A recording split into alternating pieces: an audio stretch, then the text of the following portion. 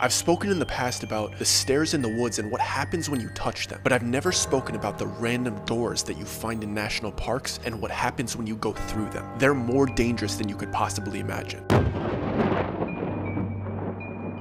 Quick disclaimer, if you have not seen this video, you should probably watch it before you watch this one. This story will stand alone, and you don't need to go watch that one, but if you want more context on this story, you should probably watch this one. But I'll be quick. If you're ready to suspend your disbelief and become fully immersed in today's adventure, you found your new favorite channel. We post once a week, but there's plenty on the channel to binge. So if you're ready, like the video for good luck because you're gonna need it. Also, make sure you subscribe so you never miss an upload. Enjoy the show.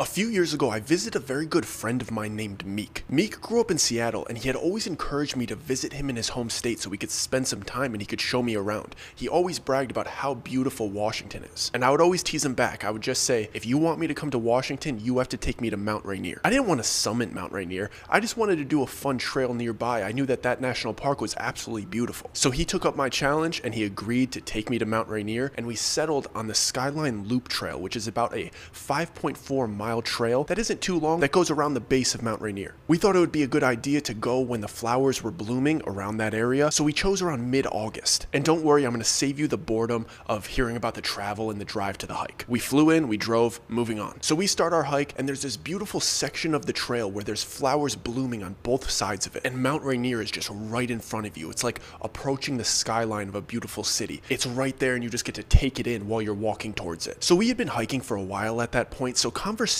had died down a little bit. You start huffing and puffing, you get a little bit less chatty, and we were just enjoying the moment and taking in the beautiful scenery. We were mostly isolated. There were some other people at the park that day, but they weren't really around. There was just this quiet, beautiful hum of nature. But that is until two children ran past us on either side of us, and we didn't hear them approaching. It kind of sounded like they were trying to scare us, try to get a jump scare out of us. It was as if they started laughing when they were just 2 feet behind us. And after these kids got what they wanted, which was startling us, they kept running about 20 feet ahead of us, and then they started to veer off trail to the left. And obviously we were both a little bit annoyed because we were in this tranquil state, really enjoying our time, and they jump scared us, so we kept an agitated eye on them in a very annoyed fashion. And I see these two children start interacting with and playing with something that looks like a pillar off to the left in this field, and the pillar looks like it's about 7 feet tall. But as we continued to walk down the trail, I got a better look at whatever it was they were playing with, and I realized that I was seeing the side of it. And from my previous angle, when the children initially approached it, I was only able to see the short side of it. But as I continued walking, it was like I was able to see how wide it actually was. And once we got to parallel with the children and I was able to see the full front side of the object, I realized that these children were playing with a random upright red door. And for a brief moment, I didn't feel anything while I was looking at it, because part of me didn't even feel like what I was looking at was real, until Meek playfully said,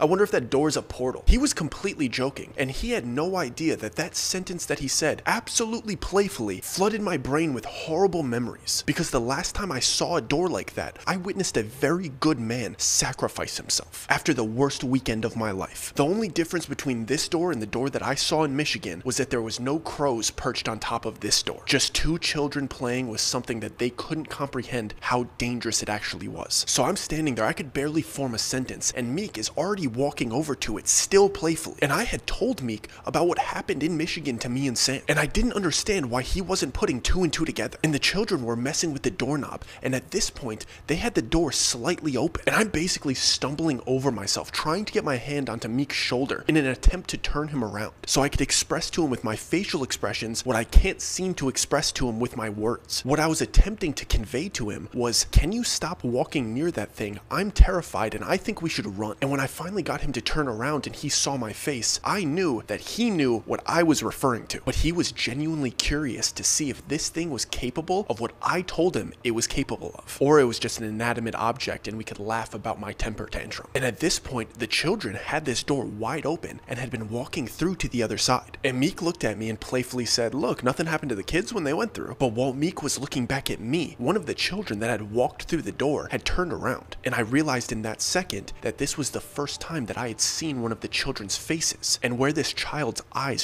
should have been. They were just deep black voids, and the darkness started from the ridge of his orbital bones. But the issue was that Meek was already through the doorframe before he turned around to see what this child's face looked like. So I had no choice but to reach through the doorway in an attempt to pull Meek back through it. But he had stepped so far through it that I had to walk completely through this doorway to reach him. So once I got a hold of his arm, I attempted to try to backpedal, but he was resisting because he was frozen, staring at this child's face. And mind you, nothing happened when we went through this doorway, and the door was still wide open and standing. But as I was trying to wrestle Meek back through the frame, the other child, who I hadn't even seen his face yet, looped around us and kicked the door, slamming it closed. And at the moment the door hit the frame, our surroundings changed instantaneously. The door was completely gone, but these children with these black crater eyes were still there. And what was just a peaceful day was now a complete nightmare. I tried my best to take in my surroundings because I knew something was different about our surroundings, but I had to keep my primary attention on these hollow-faced kids. And I'm saying hollow-faced because it's not like they had black eyes. It was more like they had craters where their eyes should have been, and there was nothing behind them. And right away, I think I'm gonna have to punt these children into space as they're circling around us. And I'm just hearing them let out childlike giggles from the slits where their mouth should be. And it's not even normal child laughter. It sounds like 10 children's laughter mashed together in an odd audio file and just played through the slits of their mouth. And right as I'm about to make my first move, I'm loading up my field goal kick. I'm about to send this first kid's head through the uprights. Meek just puts his hand on my chest and says, "Calm down," in a calm confidence. And he starts praying in Arabic. And I don't speak Arabic, but I'm familiar with the common prayers. And I could tell that this wasn't one of them. This wasn't a routine prayer during the day. I've heard Meek pray hundreds of times, and he wasn't praying like he usually does. He was doing it in an almost confrontational fashion towards these children. And after about the 5th or 6th line of Meek's prayer, the audible laughter stopped. And I could visibly see on these children's faces and in their demeanor that they didn't like what Meek was doing. And as he kept reciting verses, I could see that they started becoming fearful and started backpedaling away until they ultimately turned around and fled. I was so relieved in that moment that they ran away, but I was also so confused with what just happened. And I was even more confused with Meek's calmness and confidence with the situation that we were in. I just watched our entire surroundings change in a blink of an eye, and I was looking at children that looked like demons. And Meek just stood there, chest high, confident, and made them flee, as if he wasn't scared of them at all, and our surroundings changing didn't even make him flinch. And in that moment, I was a little bit angry with Meek, because I felt like he brought us into this situation, so I had no choice but to be a little bit confrontational with him. So I questioned him. I'm like, "Bro, why would you do this after the entire story that I told you?" But then I followed up that question with, "What were you even saying to them to make them leave?" Meek was still in a cheery mood, but I feel like that was the first time that he realized that I was actually upset with him, and he didn't want to make me upset. He was joking. And coincidentally, that's pretty much what he said. He stopped laughing and he looked at me and he said, "Oh, you're actually upset. I thought you were joking." And I immediately replied, "Why would I be joking? I told you everything that happened. Of course I'm scared." But he replied, "I told you you shouldn't have been scared of them in the first place. I told you that they were just jinn." And I recalled having that conversation with him after I had relayed to him the entire story. But I also recalled that he chalked it all up to jinn. Part of me found it very comforting because a part of that conversation was him relaying to me that if you trust in God, none of these things, none of these jinn can hurt you, and they can't influence you in any way. All you have to do is let them know that you're God-fearing and that you're not scared of them, and that will make them scared of you. Really quick, if you don't know what a jinn is, it's basically a demon in the Muslim culture. They chalk everything up to jinn. And that conversation with him helped me a little bit. It helped me get over that whole situation that went down in Michigan. It comforted me a little bit, but it didn't make me so unfearful that I was willing to walk back into a situation just like it or play with these kinds of things. I think Meek was under the impression that the new knowledge that he bestowed upon me about jinn and how to deal with them made me as fearless as him. He was completely wrong. Deep down, I was still scared of these things. And now we were through a door that looked eerily similar to the one that I never saw the park ranger walk out of. So I start looking around in absolute panic, trying to gauge where this thing dropped us off. Initially, I assumed that it might have just teleported us to a different part of Mount Rainier National Park. But as I was scanning the horizon, I started to realize that this was not only not a national park, it might have not even been our dimension. And I don't say that because everything looked so different. I say that because everything around me looked so similar, but something was so off about it. A lot of national parks look immense and endless. endless, but you know that if you keep walking far enough, civilization is somewhere. But wherever we were, whatever in here was, there was this sense that no matter how far you walked, no matter how long you looked for it, there wasn't a road,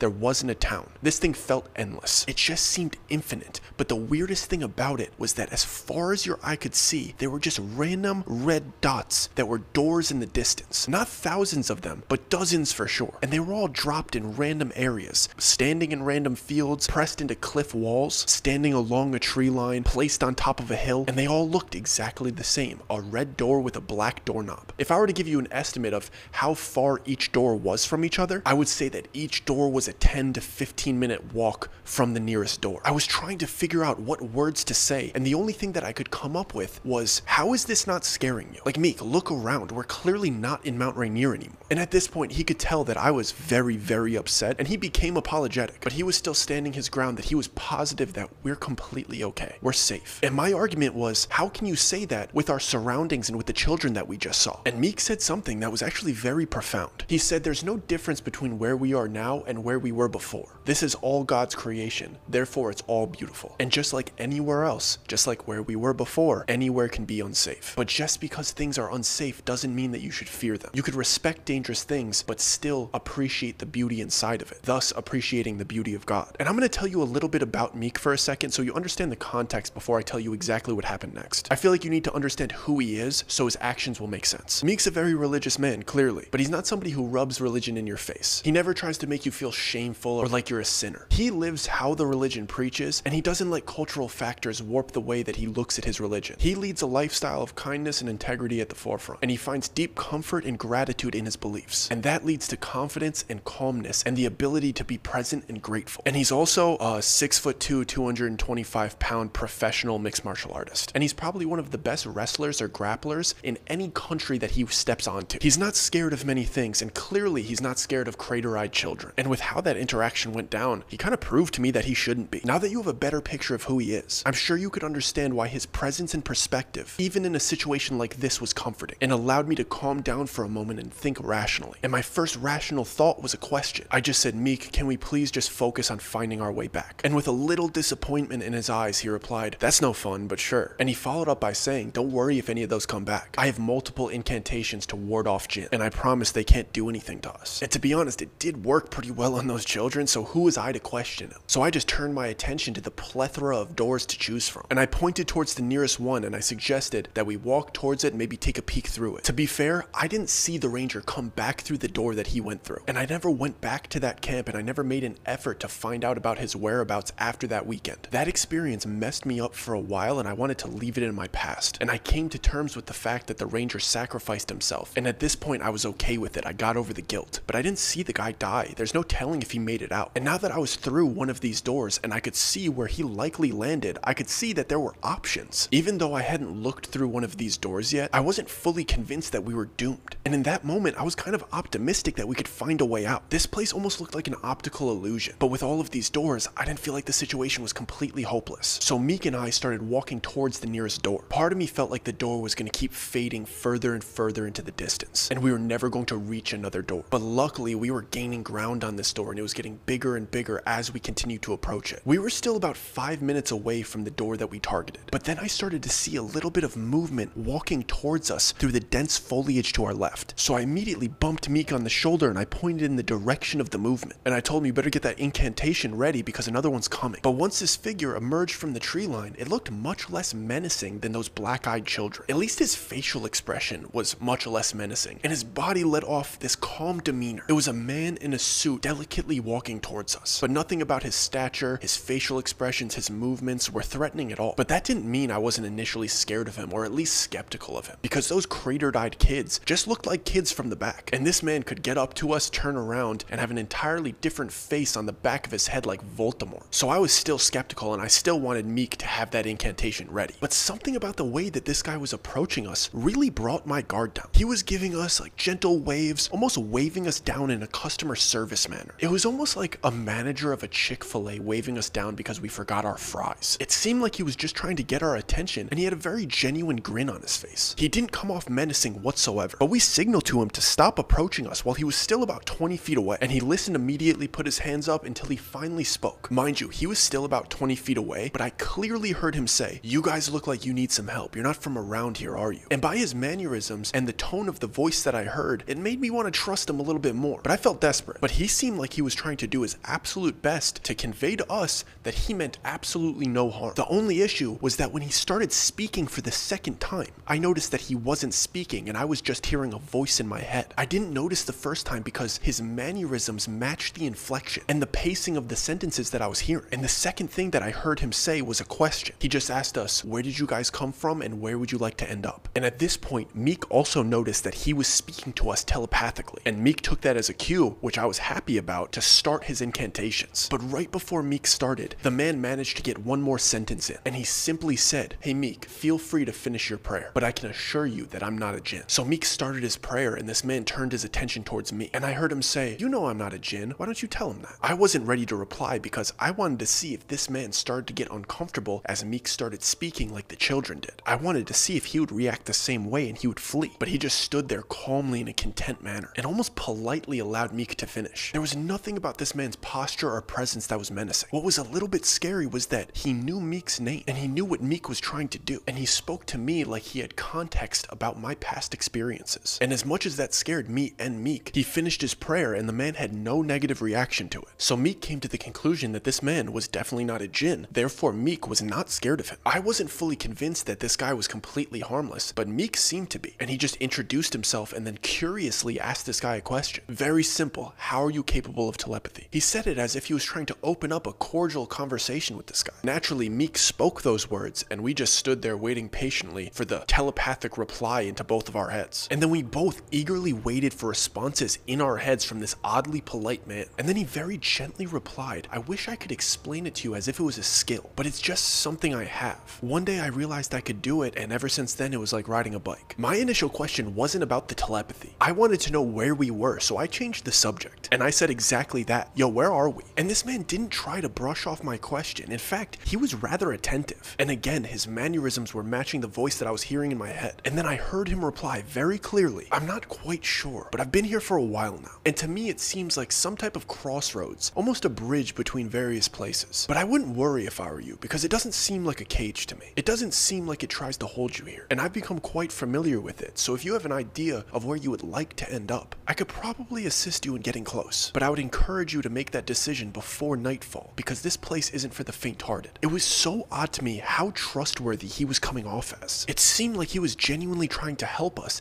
and he was trying to warn us about this place. But to be honest, it's hard to trust a guy who's moving like a mime and speaking into your head, no matter how polite the voice is and how kind he seems. Meek and I shot some looks at each other, trying to gauge what we were going to do next, and I could tell that he came to the same conclusion that I did, which was we might as well allow this guy to attempt to assist us because he hasn't made a move on us yet. Obviously, we'll still keep our guard up and keep distance between us because we don't fully trust him yet, but what's the harm in letting him show us around a little? So Meek asks him if he could get us back to Mount Rainier in Washington because the door behind us disappeared. And then the man replied something very interesting. He said, "Are you sure you want to go back to Mount Rainier? Because these doors go everywhere. So if you want to save some money on some flights, you could get a free trip today." We both chuckled at his joke, and once I finished, I had to remind myself where we were and who we were talking to. This guy was coming off as charming and witty and overwhelmingly likable. But when you remember where you are and how he's communicating with you, it actually just makes him that much more ominous. So before Meek was able to step in and accept his offer to take us somewhere else, I reminded the group that I was not trying to get dropped off in a random location. I had work on Monday and I needed to get back to Washington because I had a flight booked back to Chicago. So we collectively agreed as a group that it was back to Mount Rainier for us. We pointed towards the door that we were going to test out, but he immediately suggested a different door that he was pretty sure got us close to the location that we came from. And he explained that it was about a 15-minute walk from where we were. He told us that the door that we were going to would most likely take us to Brazil. And then he made a joke about how we probably don't want to end up in the Amazon today. I didn't know if there was any truth to what he was saying, but with the amount of doors that were around us, it didn't really matter to me which one we opened first. And if he did have information about this place and he knew where some of these doors went to, I was willing to take some information from him. So on this 15-minute walk to this door, we obviously still kept our distance from this man. Meek was being very cordial and conversational. I didn't blame him for it because Meek was very curious about where we were and how this whole place worked, because the concept of being able to open a door and be in a completely different country really excited Meek. He's an avid world traveler, so having access to something like this is a dream to him. And I could tell that he was trying trying to get information of how to keep access to whatever this is. I was just being a wallflower listening in on their conversation, trying to track down any inconsistencies about what this guy was saying, or any red flags about him whatsoever, but I couldn't seem to find any. He still just seemed nice and seemed like he was trying to help us. And eventually we got to the door that he was referring to. And this door was pressed up to the base of a hill, reminiscent of a hobbit's home. And he just walked in front of it, stepped off to the side, and gestured towards it, and then spoke to us telepathically. He just said, "You first, gentlemen." This was going to be the closest we've walked next to him because we've kept our distance this entire walk. And he could see that we were uncomfortable getting that close to him. And he took it as a cue to take a large step back to continue making us feel comfortable. Again, he was being very polite. And once he was far enough away to make us feel comfortable, he said, "You first." So we cautiously walked up to the door, still keeping our peripheral vision on him. We turned the knob, we pushed the door forward, and we took a peek. But this time was different than the last time. We were able to see through the door this time. It wasn't like when we came in here how our surroundings changed after we closed it. We could see the difference in the terrain between where we were and what was on the other side of the door, and it looked kind of like where we came from. It kind of looked like Mount Rainier National Park. So I looked over to the guy, and he was still just calmly standing there with a very nice demeanor about him, and it gave him even more trustworthy points. It seemed as if he brought us to where we were trying to go, and we gestured to him that it looked right, and we thanked him for taking us to the right place. And he just said, "No worries, gentlemen. Do you mind if I come with you? I'm really enjoying your company, and I promise I won't stay in your hair too long." My gut reaction was that I wanted to be away from this door and away from anything that we met inside of it. But it seemed as if Meek was fully convinced that this guy was completely harmless. Based on the evidence that was provided to him, the incantation didn't work, he didn't have a bad reaction to it, he showed no signs of aggression, and he brought us to where we were supposed to go. And before I had the chance to reply, Meek replied. He said, "Sure, I'd like to ask you more questions about this place. I'd love to continue to pick your mind. You're great company." The man seemed very happy that he had won over Meek, and he gestured with his hands that we should step through the door first. So we did. So we walked through, we took about 10 steps to make space for everybody to walk out of the door. I took a little look around, but I made sure I looked back once I heard the door hit the frame. We seemed to be in the right place, but I still wasn't fully convinced that this guy was harmless. So I turned my attention back towards him to see if he was going to change his demeanor, but he looked as joyous and happy as ever. And Meek continued the conversation that they were having on the walk, and he just said, "How can we find more doors like this? How do you spot them? Or how do we get them to present themselves?" But this was the first time that this man didn't answer immediately. He just stood there smiling, and I knew in that exact moment that we royally messed up, because something about him was different now. He was very friendly and happy this entire time, but now he looked elated. He looked like a young dog with his body filled with pent-up energy and just ready for you to throw the ball, ready to play fetch. He was almost vibrating with excitement. His legs were visibly shaking, and he was wiggling at his hips and his torso a little bit, and I noticed that he was smiling harder and harder. And as I'm looking at him, he takes 2 large shuffles to his left, and they were very particular steps. They were very calculated steps. So naturally, I mirror his steps because I didn't want him to have an angle on me. I didn't realize why he was stepping. I didn't really care. I just wanted to make sure he stayed in front of me. But most of my attention was on his smile, and second by second, it was getting bigger and bigger. It started off as a grin, but then his teeth were showing, and then his dimples were indented, and then his eyes started squinting, and then he started getting creases on his forehead, and then his cheeks became bulbous, but his smile just kept getting bigger, and it was as if his eyes were adjusting their size to make more room for his enormous smile. His eyes got smaller and further apart, and his smile reached up to his orbital bones. I couldn't take my eyes off of him, but I heard Meek starting to pray again,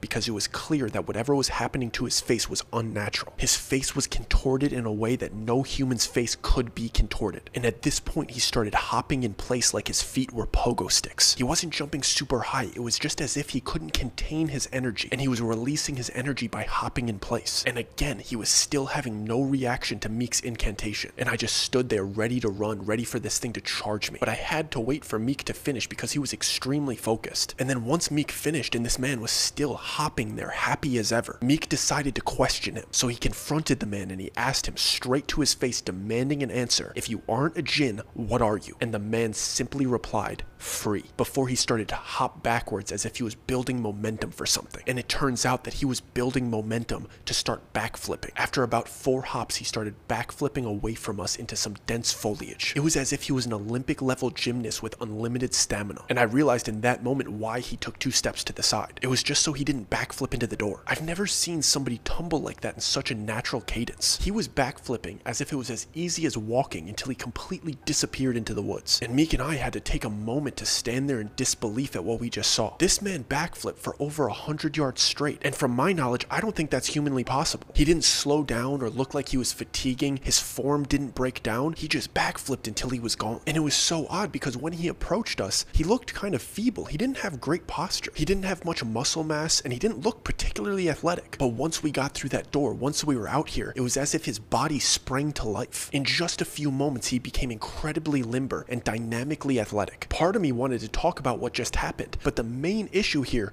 was that we were in the middle of nowhere. I scanned around and there was no trail anywhere, so survival immediately goes to the top priority. I did a 360 to take in all of our surroundings, but once I got all the way around, the door that we got here in completely disappeared. So now I have to deal with the realization that there's no way back to wherever we just were. Because what if this wasn't the right place? But it was the only thing I was kind of optimistic about because the terrain looked very similar and the weather was very similar. The only thing that was different was that there weren't many flowers like there were when we entered the first door, but we could easily just be in a different portion of Mount Rainier National Park. The weather was similar, the grass was a similar shade of green, the mountains had similar peaks. The smiling man might have actually taken us through the right door, but we couldn't be sure until we got back to actual civilization. So Meek and I agreed to just start hiking in the direction that was downhill because it would be easier to start hiking. We didn't want to immediately jump to conclusions that we were in the middle of nowhere in an incredibly dangerous situation because we didn't want to start panicking. It wouldn't benefit us in any way, but I would be lying to you if I told you that if we hiked for more than 2 hours and we didn't see a structure or a sign in that time, I wouldn't start panicking. The reality is that there's no telling where that door left us. And I could tell Meek was having internal struggles with the fact that his incantation didn't work on that man twice. Because with what he was capable of and the way his face contorted, we were certain that he was not human. Because when you chalk everything up to just being a djinn and your solution for djinns didn't work, you start to question everything. I didn't think he should start questioning everything. I didn't think he should start questioning his religion. I've been around things like this before, and I've encountered this door before. I interacted with the mimic. I was in the vicinity of something that would be commonly described as a Wendigo, even though I never saw it. The ranger from Michigan told me that he thought that they were all demons. But when I researched the Wendigo after people told me that that's probably what it was, the results were that it was probably just a human that was cursed because they committed the act of cannibalism. And if I'm being honest with you, the mimic felt like some type of parasite to me. It didn't feel like a human or like an animal or like a demon. It reminded me of a leech or a parasite just desperate to survive. And it was just capable of kind of mimicking personalities. I think jinn exist, but I don't think that everything in these national parks can be chalked up to jinn. And I think that became abundantly clear to Meek after watching that man's face contort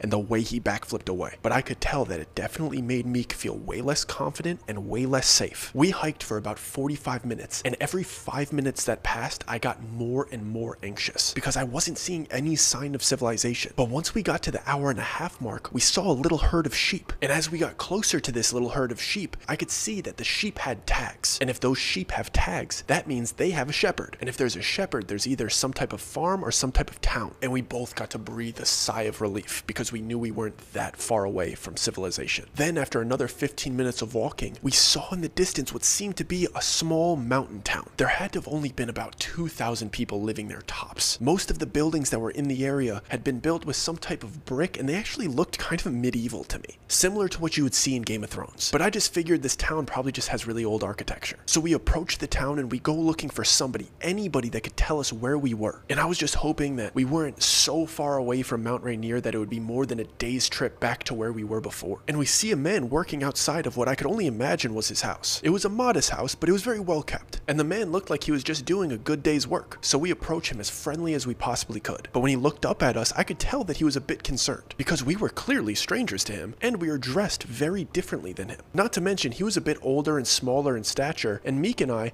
definitely were looking scared and weathered, plus we're pretty large. We both tried to be very respectful and kind in our greeting and just tried to introduce ourselves to him. And our only intentions were to find out where we were and maybe get some type of guidance or help. But when we started talking, he was looking at us very confused. confused. And I realized after about 2 sentences that this guy clearly didn't speak English. And he was confused and surprised that we were trying to speak English to him. Meek recognized that as well, so he immediately started speaking Spanish. The man didn't look particularly Hispanic, but he was tan and he had dark features. And he didn't seem African American or Indian. So I felt like Spanish was probably his best bet to try to communicate with this man. But Spanish didn't seem to work either. He seemed just as confused, so Meek pivoted to Turkish. I don't think I mentioned this, but Meek studies language and he speaks about 5 fluently. And he speaks 7 kinda good, and then he could also recognize just about any language by the roots of the words, and he kind of knows the origin of where the person is probably from. So he tried Turkish, but the man still looked confused. So he gave Bosnian a try and still nothing. He threw Arabic at him, it fell flat, and then in a last-ditch effort, he threw some greetings that he would use during his time in Thailand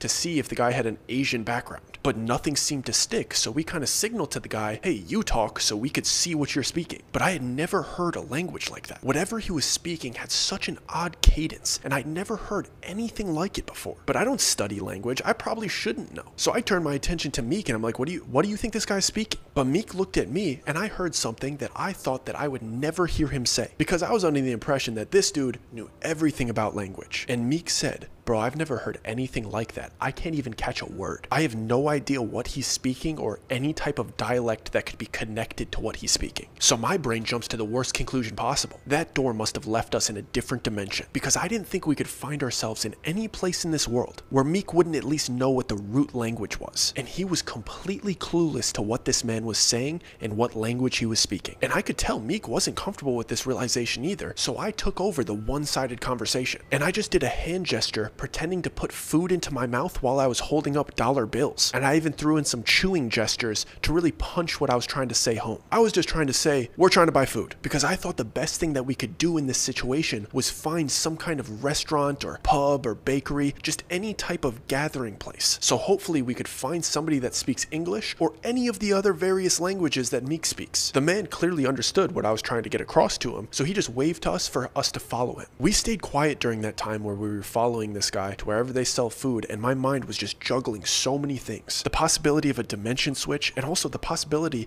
that the smiling man was capable of something horrible and we let him out. But I wasn't ready to verbalize that to Meek in that moment. So we follow this man for about 5 minutes and we do our best to seem nice and just wave at passerbyers, because everybody in the area seems to be looking at us in a skeptical manner. So we just want to show like, hey, we mean no harm. I know we stick out like a sore thumb, but we're just trying to be nice. And eventually we get to a building that looked to me like an old pub or tavern, or where you would order a meat pie and take a bath after a 2-week quest on your horse in medieval times. And they were clearly cooking food in there because it smelled amazing from the outside. And once we stepped into this restaurant type thing, the man that brought us there dismissed himself and left. So we turned our attention to find whoever the next person that we were going to interact with was. So we seated ourselves at a small table near what seemed to be the bar or the serving counter. And this place was completely full of a bunch of people, all speaking that same language that we couldn't understand. And when the waitress arrived at our table, Meek tried to communicate with her in multiple different languages to no avail again. And at that point, I reverted to the technique that worked on the man prior, and I made my eating gestures and I held up money to show to her that we were hungry. We tried to communicate what we could possibly want to eat, which was a hearty meal, but she couldn't tell what we were saying. So I just started signaling to her, just kind of pointing at her to make a decision and bring us anything. We're just hungry. She understood what I was trying to say and she gave us a gesture signaling that she was just going to bring us food and that she was going to feed us properly. She seemed very sweet and I trusted that she was going to bring us something tasty. And after she left, I knew that we were going to have a couple minutes to talk. So me and Meek started a very serious discussion. So we started to talk about what just happened and what we just let loose. Clearly, nobody around us spoke English, so it didn't matter how loud we spoke. Nobody was going to understand us and think we were crazy. So I just started blurting out descriptive details about the horrible thing that we just went through and how bizarre it was, and basically venting to my friend how scared I was. And after I finished venting to Meek, he did give me a sincere apology, which I felt like I deserved. But then he still defended his stance a little bit, saying that whatever the smiling man was didn't seem evil or aggressive, and it didn't react to my incantation, so I'm not really worried about it. I'm just worried about getting you home. He might have not been worried about it, but I was. I've seen what these things can do before. And just as I was about to express those concerns with him, the waitress arrived back to the table with 2 plates of food. She placed the plates down in front of us, and at that point, I was convinced that we were in a different dimension. One of the plates just looked like your everyday charcuterie board. Sliced sausages with cold cuts, some cheeses, some jams, but the other one was a cast iron pan filled with snails. Don't get me wrong, it smelled fantastic, but where in the mountains of Washington are people serving escargot? Neither of us are picky eaters, and I've had escargot before, so we just started eating, and to be honest, the snails were amazing. The charcuterie board was great too, but we weren't there to talk about cuisine. We didn't know where we were, and we didn't know what we released, so we went right back to talking about that. We finished up our food,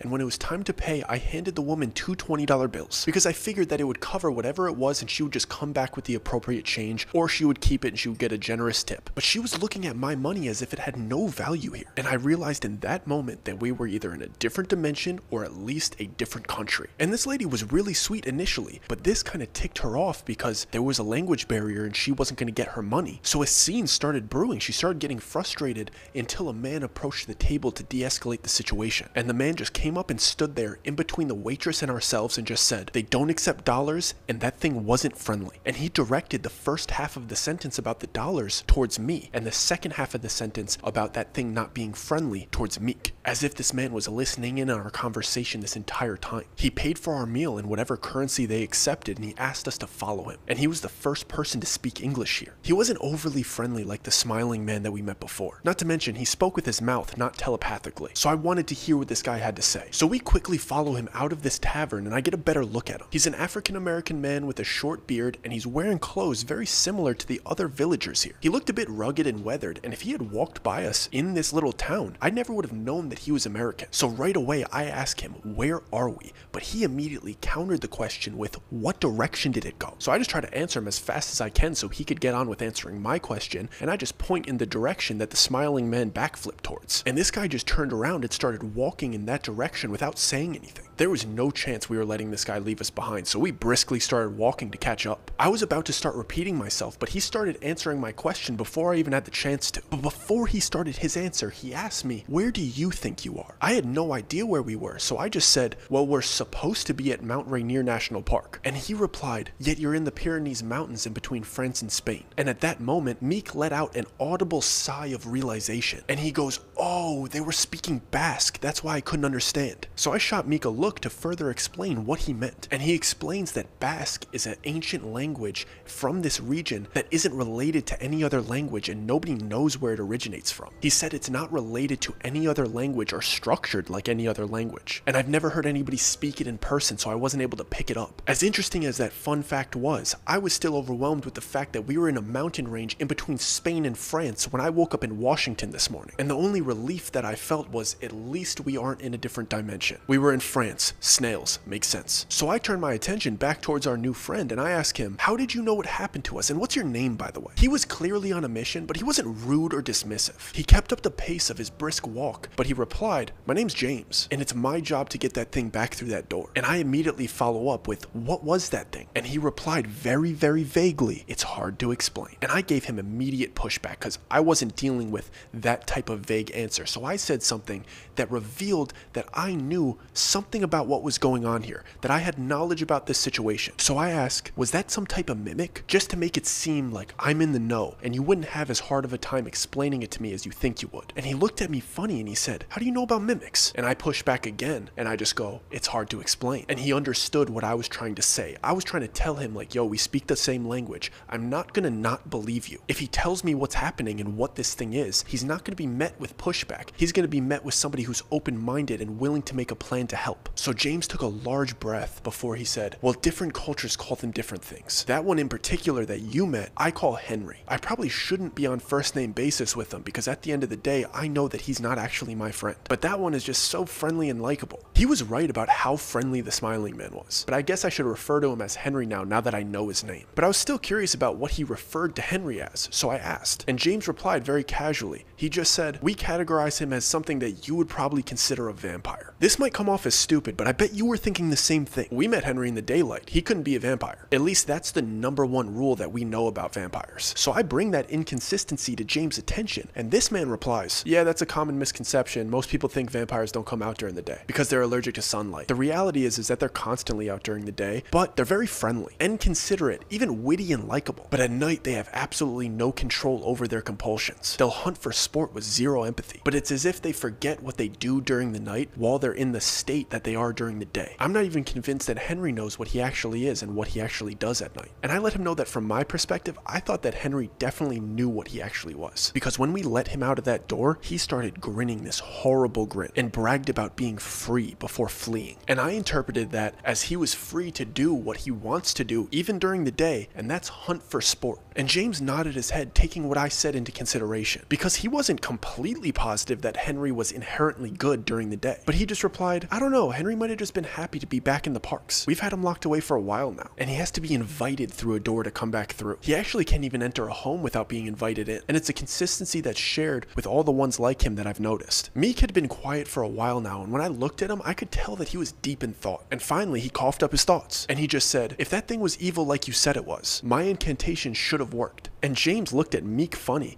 because Meek doesn't look like the type of person that would say something like that. Meek looks more like somebody that would say something along the lines of, hey, where's my battle axe? Let's go bludgeon that thing. Yet he's talking about incantations. And before James had the chance to reply, Meek followed up with, if that thing is a vampire like you say, what are the children with the black eyes? And James whipped his head around and asked us both immediately, you saw the children with the black eyes, how did you get away from them? And Meek proudly answered because he caught the look that James threw at him previously. And he proudly said, they fled after my incantation, it worked on them. At this point, James seemed very interested and he asked Meek to recite the incantation that he used, because apparently he had never been able to find a solution for those children. They were a constant nuisance with no weakness other than their size. And he asked me what happened to verify, and I just told him the truth. They seemed to be visibly distraught while Meek was speaking, and they ran away like they were scared once he finished. James seemed very impressed, so he asked what happened when he tried the same thing on Henry. And Meek said, Henry encouraged me to finish it so he could prove to us that he wasn't a threat. And I could tell that Meek was implying that a vampire was also lumped into the jinn category. And James verified what I was trying to get across to Meek this whole time. And he simply said, I wish we could put everything in these parks under one umbrella and just have one solution for every single one of them. That would make my job way easier. But unfortunately, there's a wide variety of creatures that we have to deal with. And they all seem to have unique origins, unique abilities, unique weaknesses, and we study different cultures and different folklore to learn their weaknesses. Because over time, certain civilizations have learned different tools to handle certain ones. And clearly, your culture had the solution to the black-eyed children. I guess they were jinn this whole time. I didn't know that. I should probably brush up on my Arabic before I run into them again. This back and forth between them made me start to think about all of the lore of all of the mythical creatures, folklore, cryptids, and superstitions from all of the cultures. And I was just asking myself, do all of them have a sliver of truth? But before we got to continue the conversation, James pointed towards a large tree in the distance, and he said, we're gonna have to use that one. And I didn't know what he meant until we got a little bit closer, and he encouraged me to look towards the top of the tree. And I was able to see shades of red hidden near the trunk past the leaves. And there was a red door about 40 feet up this tree balancing on a branch. It made absolutely no sense, and if you weren't looking for it, you never would have seen it. And apparently that's the one that we're gonna use. So I'm assuming we're gonna have to climb this tree to get back through that door. And he was going to escort us back to Mount Rainier, but I was very, very wrong. We were gonna use this door as a trap for Henry, and Meek and I were gonna be the bait for the trap. It was coming up on sundown, and James laid out the game plan. And he said, right now, it's still daylight, so Henry's harmless. He might be scaring people if they're making their way through these woods, but he's just celebrating his freedom. He's not gonna harm anyone. And if he saw us right now, he would probably avoid us because he recognizes you guys. And he sure as hell would recognize me, but once the sun goes down, he's gonna lose every ounce of control that he has. And there's no difference between you, me, and any poor soul that made the mistake of taking a walk tonight. He doesn't even realize it's me at night, and I've known him for years. Everyone's fair game, and you guys have seen the way he moves. If we give him time, if we even give him one night out here by himself, he's gonna kill as many people as he can get to. But if he sees us first, he'll blindly chase us back through that door. And my first thought was, what are we gonna do when we get back through that door? Because it's just gonna be us and him and whatever's in that door dimension. But instead of expressing that concern, I asked the question, what exactly is Henry capable of other than impressive gymnastics? And James laughed while he replied something horrible. He said, I've seen Henry disembowel a deer with one bite. You saw how wide his smile was, didn't you? Now imagine he opens that mouth and he has rows of shark-like teeth. I think that's the best way to describe it. We're not dealing with Edward Cullen, boys. Don't let Henry bite you. You'll lose a limb. So the plan was, the second the sun goes down, we make as much noise as possible to draw Henry in. And once we see him and he sees us, we run towards the tree, we climb the tree, we go through the door, and he follows us through it. And don't worry, the plan got even better. We realized that the best bet was to have only the fastest climber climbers stay down there as bait, so we didn't get in each other's way as we were climbing. Go ahead and take a wild guess at who the fastest climber was. Let me help. James was in his mid-40s, and Meek is well over 200 pounds. It was me. Therefore, I was the best bait. I agreed to do it, but I told James that the second I saw him and he saw me, I was running to get to that door. I was not waiting. I wanted as big of a lead as I could possibly have. And if he didn't follow me, it wasn't my fault. I want a big head start. James didn't seem upset with that at all. He understood. And all he said was, all he has to do is see you for a split second and he won't be able to stop pursuing you. A split second is enough. The man is ravenous at night. It's like he has tunnel vision and his only focus is his next prey. And he doesn't stop until he catches it. He doesn't divert his attention. I don't know if this was comforting or horrifying, but I guess knowing that I was allowed to run the moment that I saw him did make me feel a little bit better. Because even though he was backflipping and it was super impressive and agile, I still felt like I could sprint faster than he could backflip. And it's not like he could backflip up a tree, so I genuinely felt that I could beat him to that door, especially with a large head start. So now the sun is going down and James and Meek very slowly climb themselves to that door. And I'm just standing in this field surrounded by trees in the middle of the Pyrenees Mountains. I don't know if I'm in France or Spain, but it doesn't really matter because after about a minute and a half of me shouting loudly, I saw Henry backflipping towards me. And I just wanted to make sure that he saw me, so I shouted one more time directly at him, "Hey," and I saw him lock in on me. He stopped momentarily, locked his beady little eyes on me, and I saw his grin open slightly. And even though he was far away, I could see that James was not lying about the rows of teeth inside of his mouth. He didn't say anything to me, into my head, and he didn't make a sound. He just started sprinting forward for about 3 steps before he launched himself into a cartwheel. I started running towards the tree, but I took one last glimpse back before I started climbing. I had about a 100-yard head start on him, but apparently he cartwheels much faster than he backflips, and I didn't know he was capable of that, and James failed to mention it. So Henry was closing in on me quicker than I thought he would. So I'm desperately climbing this tree as fast as humanly possible, and I get about halfway up when I hear Henry get to the base of the tree, and I make the mistake of looking down to see what he looks like down there, and I just see that horrible face honing in on me like I'm a toy that he can't wait to play with. He's so excited that he's missing branches and slipping, which was kind of good for me in the moment, and I was clearly the better, more responsible climber, but his ravenous energy was starting to fluster me, so I was slipping and missing branches too. So I made the conscious decision to not look down again and just focus on one branch at a time. So I just tried to zone out the sound of branches being ripped off underneath me,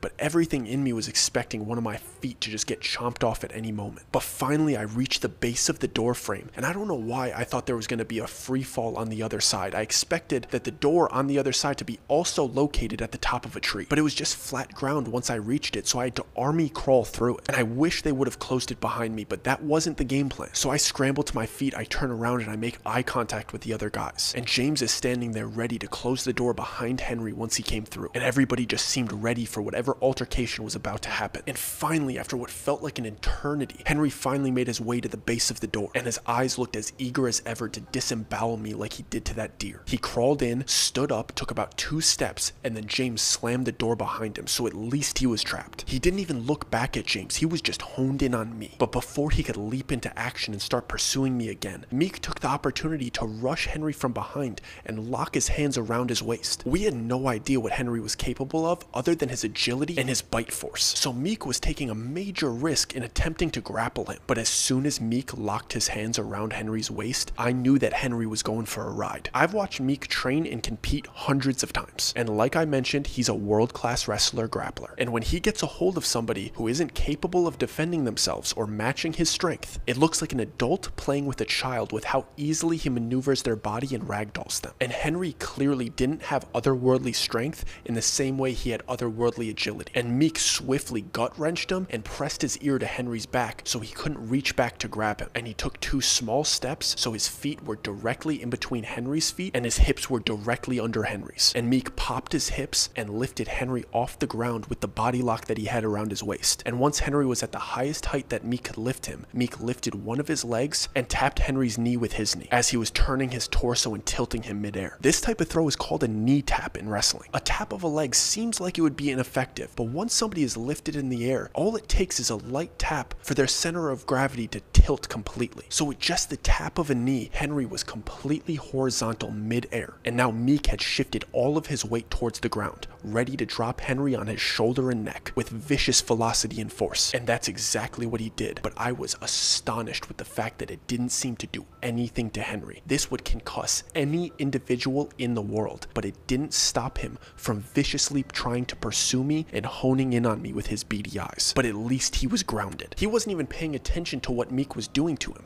and luckily, when somebody isn't paying attention or trying to defend your grappling whatsoever, it's rather easy to restrain them. And that's exactly what Meek did. As Henry was trying to get up, Meek allowed him to start crawling while he still had his arms locked around his waist, which allowed Meek to easily take Henry's back and start choking him. So Meek was now on Henry's back with both of his legs wrapped around Henry's waist and both of his arms wrapped around Henry's neck, with a perfectly cinched rear naked choke, squeezing as if he was trying to get the last bit of toothpaste out of the tube. Meek rolled to his back, so Henry was technically on top of him, but Henry wasn't facing him. Meek was on his back, so there was nothing Henry could do but frantically reach towards me and get choked. And this sounds like everything is going great, but the only issue was that Henry didn't seem to be affected by this choke. If you aren't aware, it should only take about 6 seconds for somebody to black out completely while you're choking them, if you're doing it correctly and efficiently. But as 10 seconds passed and then 20 seconds passed, I realized that Henry wasn't even aware that he was being choked. Nothing was happening. It literally had no effect on him. He was as ravenous as ever. He was still just in this hunting frenzy where nothing mattered but his next victim. And clearly he doesn't have the same anatomy as every other human, because he wasn't going out like any other human would. And after about 30 seconds, I see Meek's arms are starting to shake because you could only squeeze that hard for so long. And I have no idea how I'm supposed to help Meek, so I look towards James, and James has his back towards the whole situation, waving his arms over his head as if he's calling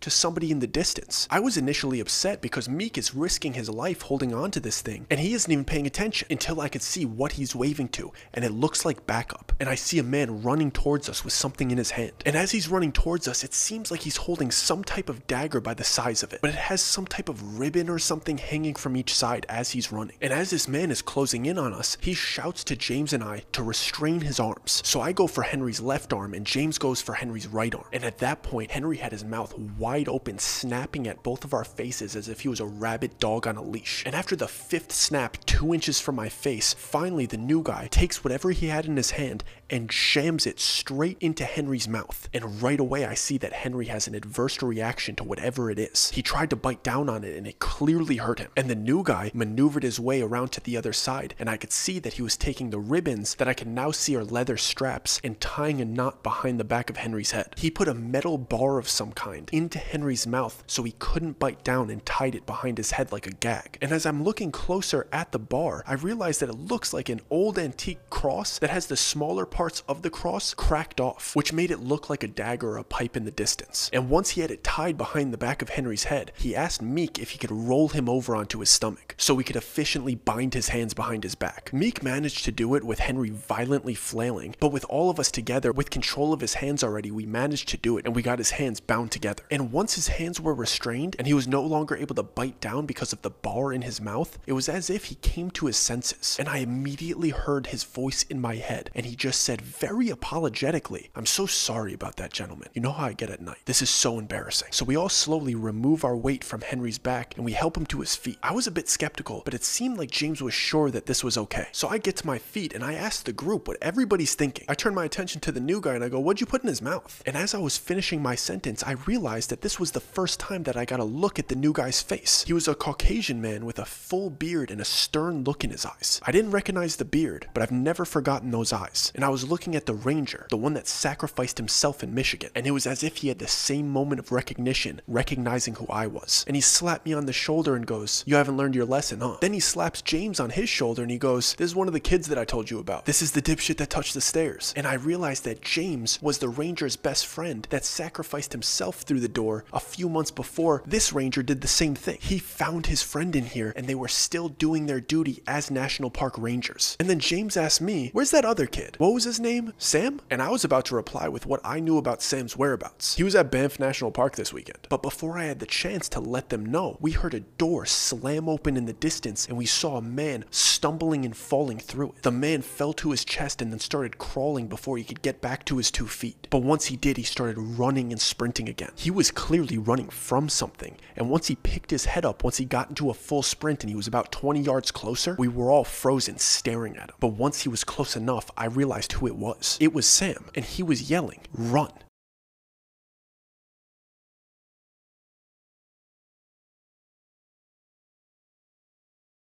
Thank you guys for watching this episode. I deeply appreciate it. Please let me know in the comments if you want to know what happens next in this story, or if you would like to hear a story about the Smoky Mountains next. I deeply appreciate your support. Please like the video if you haven't already. Please subscribe to the channel if you haven't already. I'll see you next week. And if you enjoyed this video, this is either the next part of this story or a video that YouTube thinks you would enjoy. Go ahead and click it.